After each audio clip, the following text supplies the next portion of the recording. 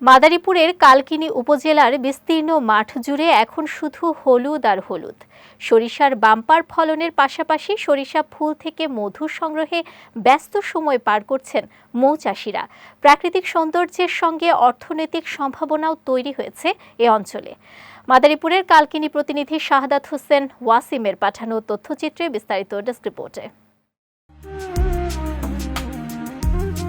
মাদারীপুরের কালকিনিতে কৃষকের ফসলের মাঠগুলো যেন হলুদের চাদরে ঢাকা। চিরসবুজের বুকে এক কাঁচা হলুদের আলপনা। দিগন্ত জোড়া সরিষার হলুদ ফুল আর উত্তরের হিমেল বাতাসে দোল খাচ্ছে পুরো এলাকা। মৌমাছির গুনগুন শব্দে এক ফুল থেকে আরেক ফুলে গিয়ে মধু সংগ্রহ করছে হাজারো মৌমাছি, যা তৈরি করেছে এক অপরূপ প্রাকৃতিক দৃশ্য। চলতি মৌসুমে কালকিনি উপজেলায় উচ্চ ফলনশীল বাড়ি ১৪ ও বাড়ি ১৭ জাতের সরিষার আবাদ হয়েছে। অনুকূল আবহাওয়া ও আধুনিক চাষাবাদ পদ্ধতির কারণে এবার বাম্পার ফলনের আশা করছেন কৃষকরা। সরিষা ক্ষেতের পাশেই ২ শতাধিক মৌবাক্স স্থাপন করে বিশেষ পদ্ধতিতে মধু সংগ্রহ করছেন মৌচাষিরা। সরিষা ফুল থেকে সংগৃহীত এই মধু স্বাদ ও মানে উৎকৃষ্ট হওয়ায় বাজারে এর চাহিদাও বেশি। তবে উৎপাদন আরও বাড়াতে সরকারের পৃষ্ঠপোষকতার দাবি জানিয়েছেন মৌচাষিরা।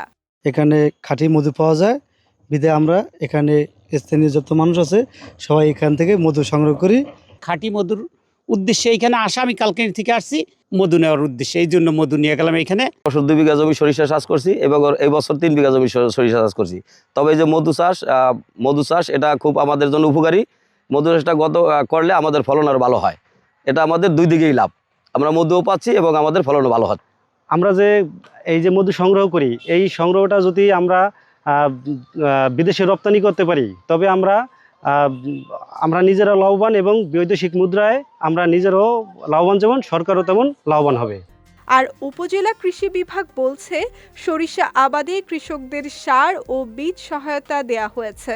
পাশাপাশি মৌচাষীদেরও প্রণোদনা দিয়ে সব ধরনের সহযোগিতা প্রদান করা হবে। মাঠ পর্যায়ে এটা সার্বক্ষণিক পরামর্শ দিয়ে আসছি কৃষকদেরকে। সাথে সাথে সরিষার ফলন বৃদ্ধির জন্য সরিষা ক্ষেতের পাশে মৌবাক্স বসানো হয়েছে।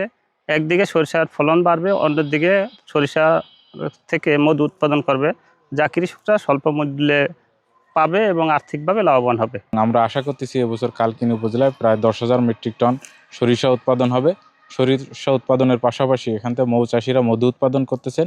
মৌমাছি পরাগায়নে সহায়তা করার ফলে সরিষার উৎপাদন বৃদ্ধি পাবে, পাশাপাশি আমাদের মধুর উৎপাদনও বৃদ্ধি পাবে।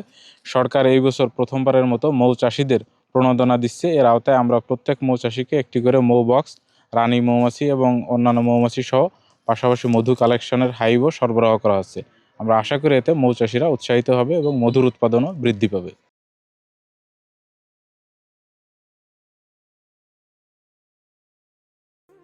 চলতি মৌসুমে কালকিনি উপজেলায় প্রায় 5,500 হেক্টর জমিতে সরিষার চাষ হয়েছে।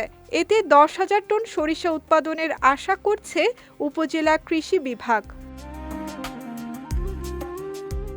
বিজয় টিভি নিউজ ডেস্ক।